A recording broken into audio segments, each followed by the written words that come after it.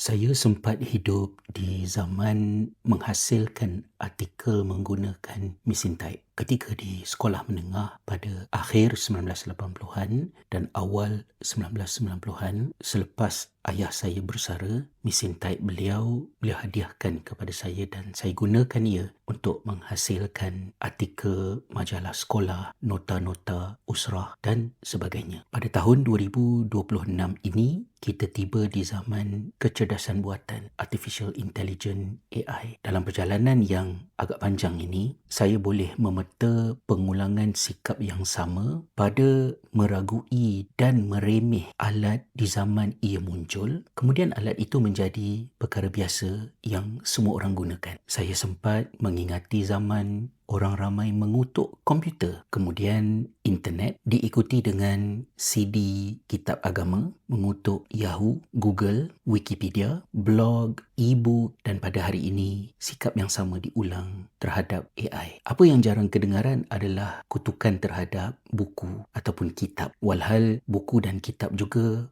pernah diragui, dikutuk sama seperti alat-alat yang lain di zaman buku adalah the emerging technology pada masa itu. Apa yang saya belajar ialah teknologi tidak akan berundur dengan kutukan dan penolakan kita. Akhirnya mereka yang mengutuk itu juga terpaksa menggunakan alat berkenaan apabila ia menjadi kebiasaan dan menzahirkan manfaat. Jika kita faham makna Iqra dan teman kepada Iqra semenjak awal wahyu iaitu qalam, kita wajar mengambil sikap yang lebih bermanfaat terhadap teknologi berkaitan ilmu dan penyebarannya. Fahami, selidik, audit, semak, kemaskini dan guna berasaskan kepada ilmu itu tadi. AI adalah terminologi yang sangat besar. Sebelum kemunculan ChatGPT, AI sudah pun berada di dalam banyak perkakas yang kita gunakan seharian tanpa menyedarinya. Pergerakan pantas AI pada hari ini menjadikan apa-apa yang pernah saya fikir, cakap, tulis mengenai AI pada tahun 2024 sudah jauh berbeza daripada keupayaan AI ketika video ini dirakam pada bulan Mei 2026. Sebagai seorang penulis buku, penulis artikel, seorang pelajar dan dalam proses untuk menjadi seorang penyelidik, saya melihat AI hadir dengan potensi yang banyak bersama dengan kelemahan, kekurangan yang tidak kita nafikan. Akan tetapi, sama seperti teknologi-teknologi sebelum ini, ia terus dikemaskini dan diperbaiki. Apabila kita menggunakan sebarang alat berasaskan AI, integriti kerja kita banyak bergantung bukan kepada bagus atau tidak bagusnya AI itu sendiri, tetapi kepada integriti kita sebagai pengguna. Saya tidak sama sekali membuat dakwaan sembrono bahawa AI itu neutral 100%. Tetapi sebagai pengguna, kita ada keupayaan untuk memilih, mengendali dan menentukan baik buruk, manfaat dan mudarat daripada penggunaannya. Apa yang penting, ambillah manfaat untuk memahami walaupun mungkin kita tidak menggunakannya dan menjauhkan diri daripada mengulangi sikap yang merugikan pada meremehkan, meragui, kerana apa yang terjadi adalah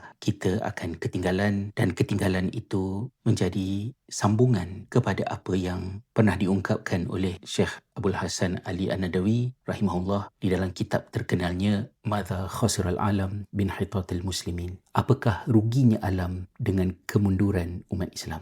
Dapatkan buku terbaru saya, Iqra, terbitan Iman Publication, yang menyentuh persoalan ini secara mendalam sebagai langkah untuk memperkasa kefahaman kita tentang perkembangan teknologi dan kesannya kepada ilmu, pembelajaran dan pendidikan di bawah suluhan Al-Quran dan Sunnah serta kajian-kajian sains semasa.